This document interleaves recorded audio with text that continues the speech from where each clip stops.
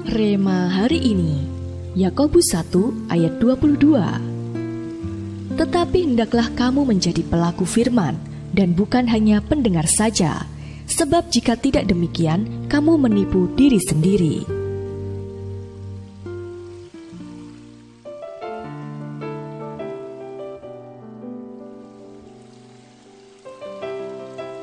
Tidak ada yang meragukan kecintaan Leila terhadap Tuhan. Setiap minggu, ia pergi ke gereja dan ikut pelayanan. Ia pun tak pernah lupa membaca Alkitab setiap hari. Namun, setelah sekian tahun, Leila kerap kali menemukan imannya semakin melemah. Kini ia lebih mudah khawatir dan terbawa emosi ketika menemui permasalahan, terutama dalam pekerjaannya. Pembelaan Tuhan yang dinanti-nantikannya seakan semakin menjauh dari hidupnya.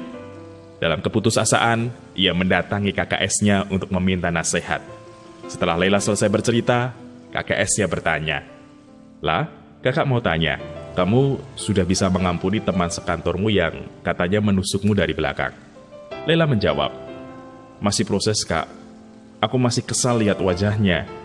Jadi, kami hanya bicara soal pekerjaan saja sekarang." Mendengar itu, sang KKS berkata, "Tapi lah, itu kan sudah 2 tahun lalu." Sama seperti Leila, setiap hari kita bersentuhan dengan firman.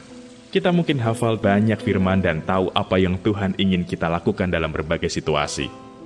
Namun, ketika seseorang berbuat kesalahan kepada kita, saat kita terlibat dalam permasalahan besar, atau sewaktu kita didera sakit penyakit yang tak kunjung sembuh, kita lebih dikuasai oleh perasaan kita dibandingkan iman kita terhadap Tuhan. Mempraktekkan firman Tuhan memang tak selalu mudah. Semua yang Tuhan perintahkan seolah bertolak belakang dengan logika. Kita pun ragu berjalan dalam firman.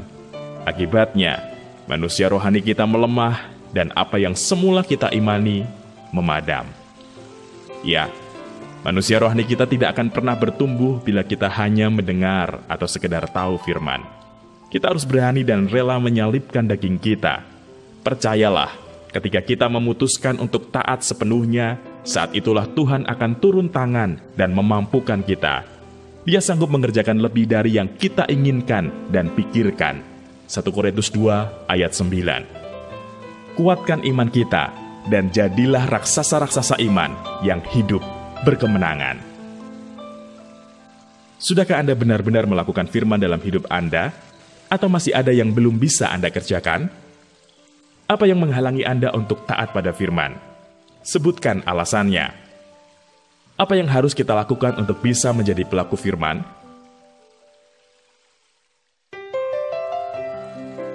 Tuhan Yesus, ampuni kami jika kami kurang percaya padamu dan menipu diri kami sendiri, mengira kami mampu dan tahu apa yang baik untuk kami lakukan.